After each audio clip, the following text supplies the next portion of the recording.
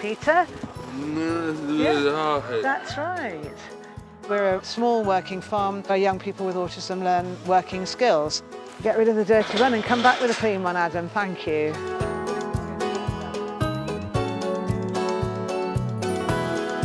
I guess animals are much simpler to understand than humans. What you see is what you get with an animal. All right, yeah, there you go. Come on, big guy. Eddie. It's pretty cold and it's rather windy, but someone has to look after these animals. Just because I can't speak, it does not mean that I would not make a meaningful contribution to society.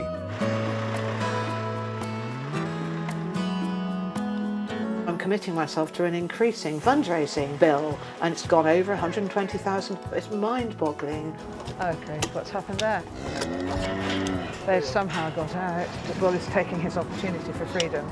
If I didn't have this farm, I'd have probably gone mad years ago. Oh, I think we've got a sneezing chicken there.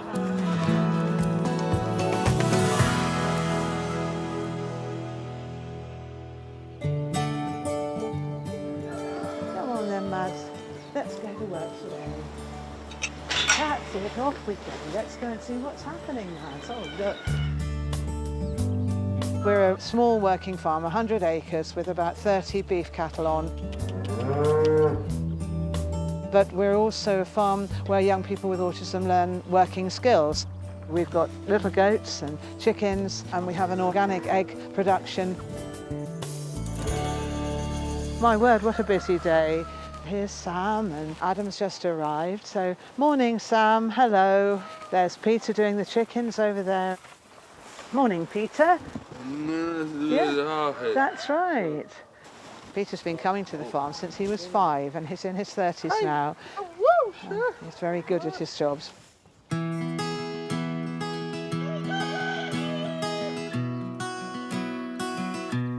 It's neurological.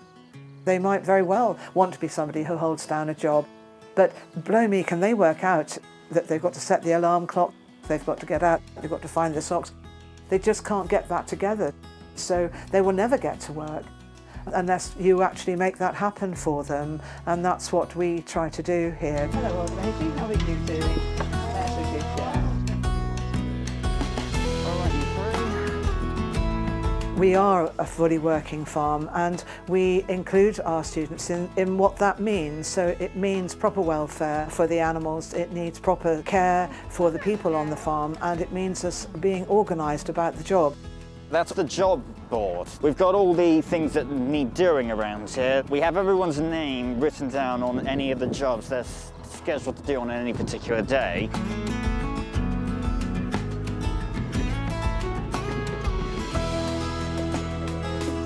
We've got 2 focuses. One is to look after the farm and one is to look after the young people. Some of these young people I've known for 30 years, you see. It's just a wonderful privilege to see them grow up. Oh, good. Oh, Billy will be pleased. Oh, he'll be so grateful for that, Adam. Thank you.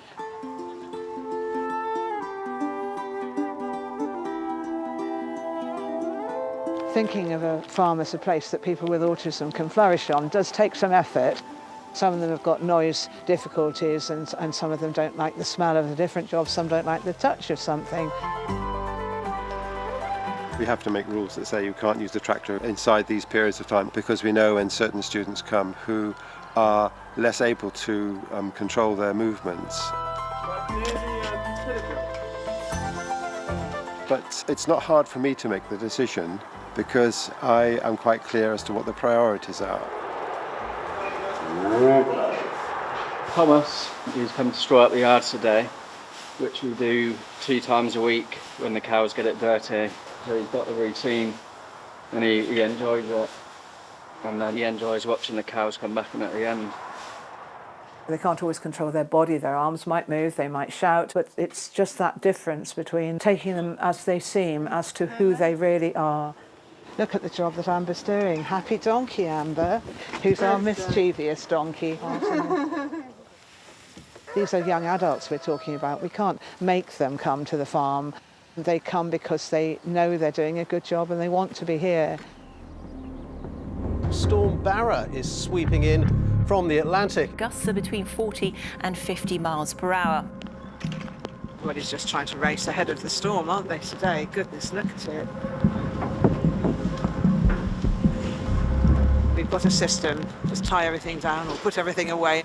Here comes Matt. Good morning, Matt. Hello. I think the storm's picking up a bit. Feels like We're just finishing some of the ones that need immediate attention, but That's I think it. we're going to have to get in out of this soon.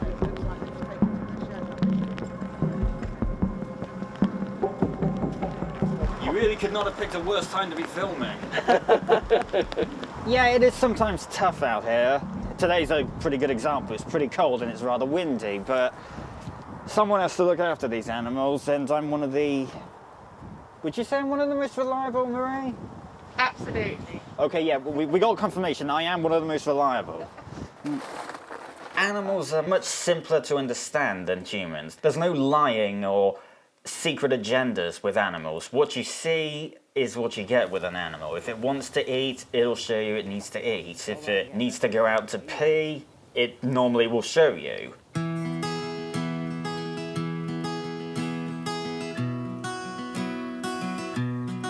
I have Asperger's syndrome.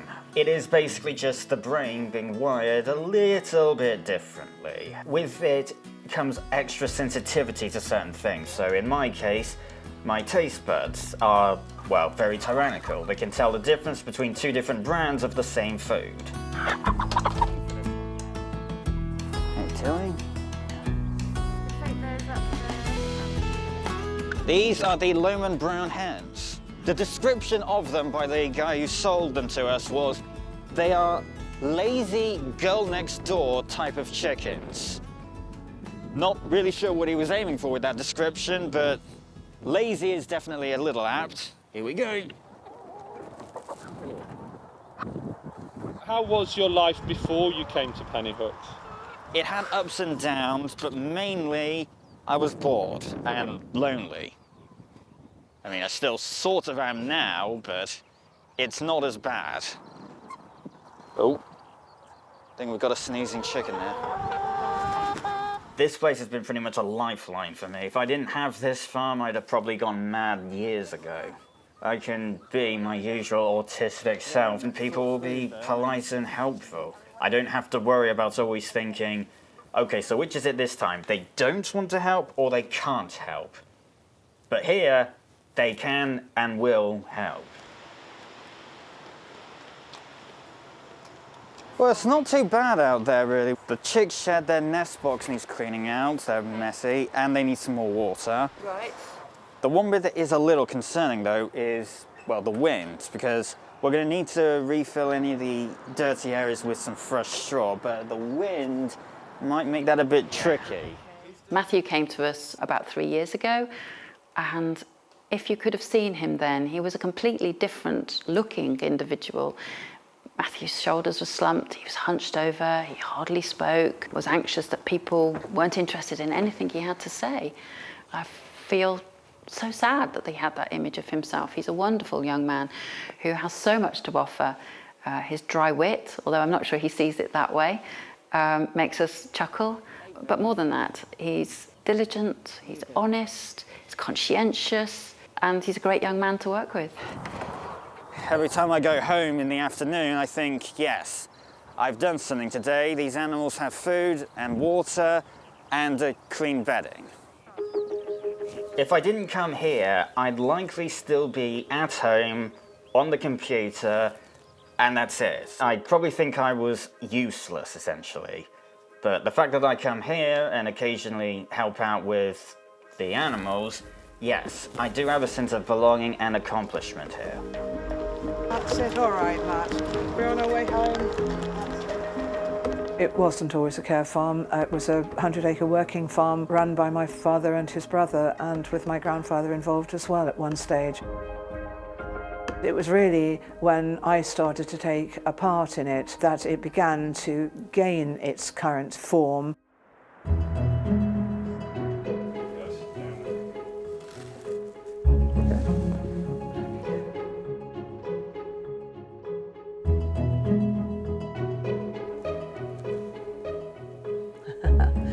Dad and Frank, look. Yeah, They're making the kennels. How long ago is this then? This is 1964, I think. Yeah.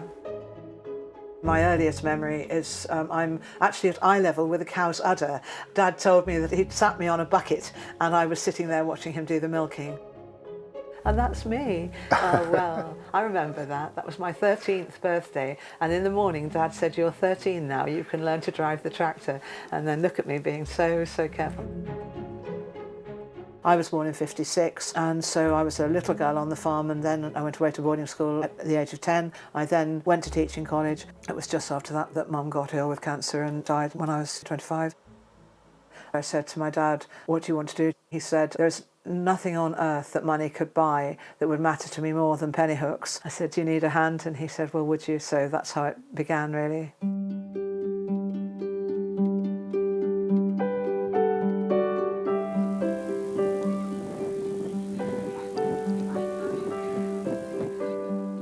Oh my word, this is the very first day that any of them came to the farm. And this is the group, and of these we still got 5 on the farm. That was such a big step to think of letting them come, wasn't it? Gosh, the risk assessments before they came. Once I started to provide the facilities, it was easier for the social workers to say, "Would you take him for this amount per week," or whatever. But there's been a lull somewhere along the line that I've had to really hold my ground and redouble and triple my efforts to keep us going through the funding. What worries me is for the future. Our costs are about 400,000 a year. Our staff costs are, I think, nearly 300, and the rest is the feeding the animals, maintenance, machinery, and the place. This is where we have our workshops, where the students make products for our shop. Hey there, Adam. What have you been painting? Birdhouses. How lovely, Adam. Wonderful. And we're going to sell those in our shop, aren't we? We've already sold them. We've already sold them? Wow.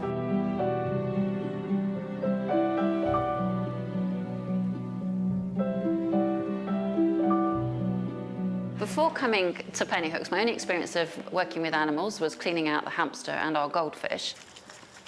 We've got over 25 students that come during the week, and we've got about 20 staff. We have a particular approach here called Wait, Watch, Wonder.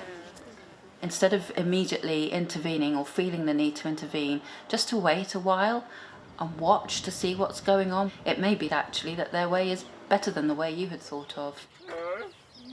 One of the things that we're very careful to do here at Pennyhooks is to think about what sorts of skills our young people might like to develop. Jack's got meticulous fine motor skills, and who knows where this can lead to.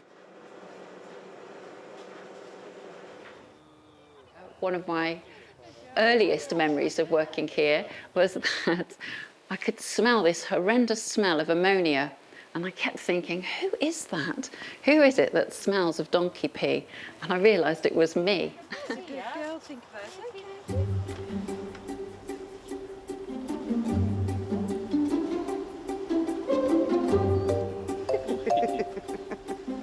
Murray is a particularly interesting individual. He's somebody who is described as pre-verbal, meaning he doesn't talk. Obviously, we can't ask him in the moment what his thoughts are, but actually what we do is to really observe our students and to pick up on any body language. And if you watch Murray really carefully, he's telling you an awful lot with his body language.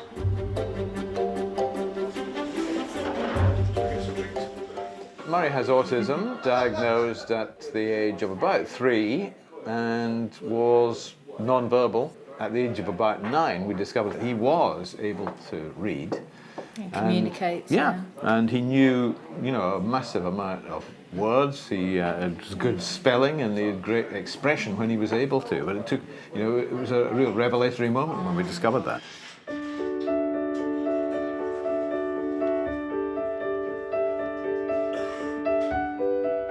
I would like to let people know that I have a good brain. Just because I can't speak, it does not mean that I would not make a meaningful contribution to society. I feel when he comes back from Penny Hooks, just his whole body language and everything is just so completely different. It's almost like he's de-stressed. Yes. He's got a fantastic way of speaking about his own autism as well. He's sort of taught us a lot as to how he feels, how he thinks, and how daily life is for him, really. I yearn to have a body that works in sync with my brain. We are people who are really wanting to be heard. We will try positively to say how we feel if you are willing to listen and give us the space. Because of Murray's sensory impairments, it sort of has to be at the right time for him and catching him, and he's, a teenager, so... Yeah. Go to the Jets. He does this a lot anyway, but I think the thing with his typing is that I think it just takes an awful lot of effort. He gets quite exhausted with it as well, and I think maybe it's just all a bit too much. If I have too many people in a room at one time and one place, it is too overwhelming for me to have to process. I have to jiggle my brain to make it settle. I think we've also realised how much Murray and people like him have got to offer. Yeah. Sometimes it's a real struggle and a real stress, but actually you keep fighting as much as you can. You don't really have a choice, actually, do you? No. It's what you do. I mean, it's what you do for any child. You just want the best for them, and you work towards it and do what you can.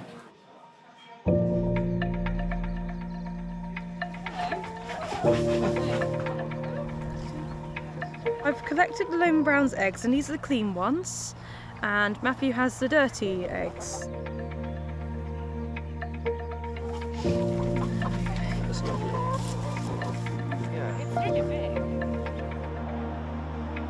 They must have a certain set of labels, one that talks about the farm, one that talks about the fact that we're organic, and one that talks about the weight of the eggs, and inside it even tells you how to store them. Peter's got such an eye for detail, and he's got such patience and perseverance and ability to complete something that's become his job. I think we counted how many jobs are associated with an egg in the end. 22 jobs if you count making a cake with the eggs. From collecting to the candling to the stamping to the delivery. Everybody here is best at one part of that job. My role will be to put the egg into the candler, and that will be able to tell whether the egg has any cracks on it. So this egg would be a premium egg, so then it would go into the premium egg box. It's quite relaxing because then it can be quite methodical. At last, for them, they're in an environment where their skills are useful. So being able to see detail does matter on a farm very much. And they get it. They get why we have to stay out there, because we must get things done.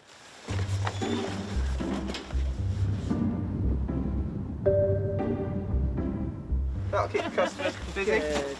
I run this 10-acre farm here, which is just over the hill from Penny Hooks. We can see each other. When we run out, the customers always ask for the Penny Hooks eggs.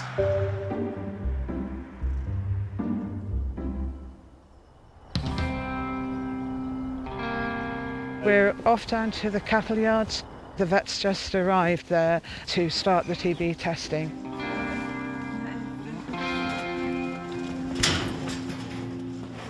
It's the most important day of the farm's year, because if this doesn't work, that animal then has to be sent to slaughter, and the rest have to be isolated.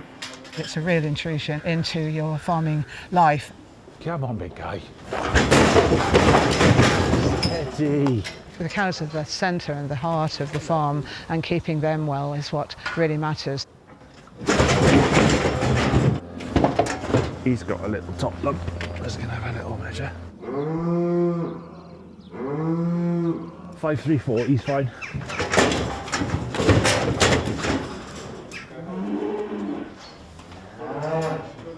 There's an annual subsidy. We get about 8,000 a year for general care of the farm, and then we sell our cattle as organic beef, and that's our income. I think any livestock farmer with cattle, this is a bit of a nerve-wracking day. It's got important implications for sales and trade. Okay, what's happened there? They've somehow got out. Oh, the gatepost just moved enough for them to push past, and the bull is taking his opportunity for freedom. You're a noisy old thing, aren't you? Yes, you're a good boy to come back. Well done, Jaguar. Good choice. He's fine. You okay? Right, that's all clear. Gosh, Yes, and you feel for a year now. No, Well done, no all- problems at all. There we are. Not so worried.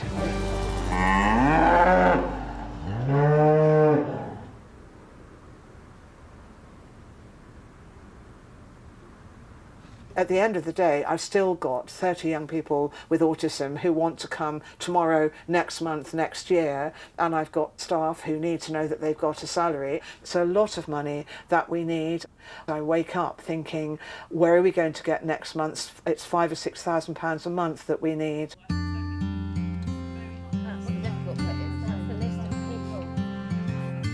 I have a shortfall of 25% for each young person. I'm committing myself to an increasing fundraising bill, and it's gone over 100,000, 120,000 I'll need this year, I can see. It's mind-boggling.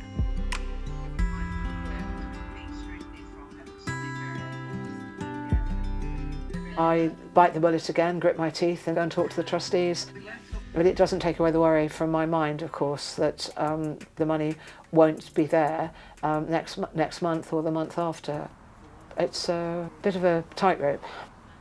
Had some absolutely marvellous statements from... You're in a very fortunate position. Sometimes I think if only we had extra money. There are so many stories out there, parents telling us desperately sad stories of how their young person is not doing anything all week. These are young adults with lives before them, and it's heartbreaking.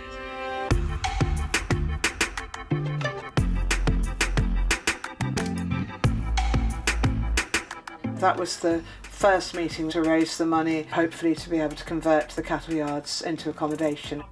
At the moment, many of our young people work at the farm and they go home again, but as their parents age, their parents are now in their 60s and 70s, still looking after their young people. When they become infirm and when they then sadly die, then what happens? What we're hoping for is that we will be able to extend our buildings so that they are living at the farm, so that they wake up and they go to work and they go home all in the same environment.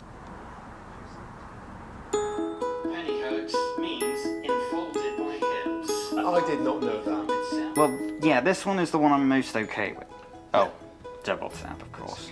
I was practicing social distancing before the government told us to do it. This was already how I lived. My voice, I hate my voice. Seriously, how are none of you cringing when you hear that?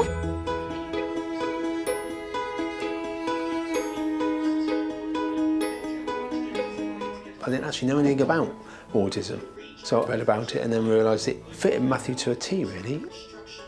When I spoke to him about it, it was a relief because he couldn't understand why he was different from other people, really. Why he thought differently, why he wanted to do different things. I think one of the things the farm has done is it's helped me gain a lot of confidence. I was a bit of a mess, put simply. I couldn't leave the house, not for long periods and not without someone else with me. He would have meltdowns, get very upset and spend a lot of his time on his own in his room, really. And he wanted friends. The one really thing he wanted was more friends. And I'd heard of Pennyhooks, so I called Lydia, she invited me over, and then we brought Matthew over and it's gone from there. I have very specific taste in TV programmes. Hang on, what's the volume like on this? Now it's completely different. He doesn't actually go into meltdowns like he used to. He will now do things he wouldn't have dreamt of doing a few years ago.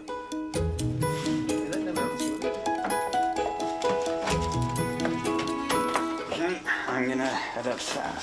See ya. To borrow video game phrasing, I'd say that I have leveled up a lot. If my shy phase was, let's say, level 5, well, now I'd say I'm more level 45 in terms of how much I've progressed in this game called Real Life.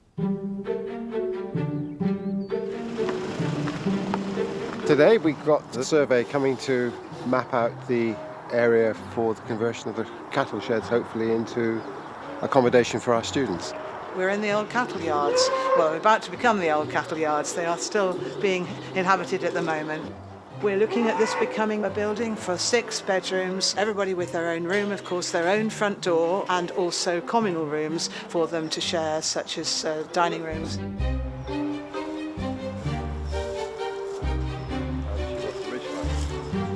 We treat our parents very seriously. To us, they are part of the team. One of them said to me several times, the trouble is I have a date stamp on my forehead, I have a sell-by date, and I don't know who's going to look after my child when I no longer am doing so. I want to get him a future where I feel that he's secure and going to be happy as he can be, really.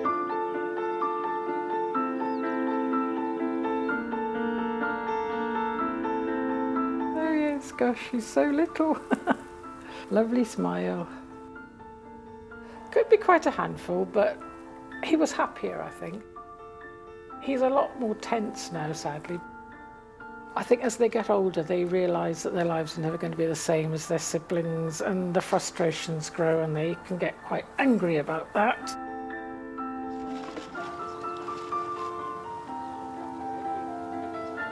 We kept him at home till he was 29, but he was getting really out of control, his behaviour. He headbutted me there once, and I had 2 black eyes, and the house has got, most of the doors have got bashed in bits where he's headbutted those, and it just got overwhelming. He's happy at times. He's happy when he's here, and he's happy when he comes home.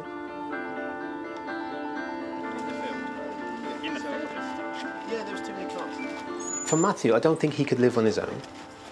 I'm not going to live forever, and I want to make sure he's set up before the inevitable happens, really.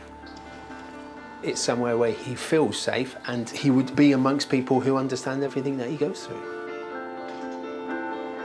As parents, somewhere where we would know he'd be absolutely in the right place. He knows the place, he knows the atmosphere there, he knows the people there, he knows that he's understood there, and that's such a relief for parents, I think. I hope this can endure and that it can carry on so that other people can really get the benefit of this lovely place. I'll never stop fighting for them. It's just too important that their lives are okay. Pennyhooks is a place of acceptance and companionship. I feel an important part of the team. They know that people like me have aspirations and they do not give up on us. Lydia is phenomenal. Lydia is a huge force in a way. Her willingness to give of herself is incredible. Most of us would have run out of patience twice over, but she seems to be endlessly patient. And yes, I'm aware she's right there. Rome wasn't built in a day. I want to leave this place, as Dad said to me, leave it a little better than you came to it. I want these young people to have a home that they are absolutely feeling the most fulfilled in that they can, and I want the farm to be a beacon of hope to people in the future. No.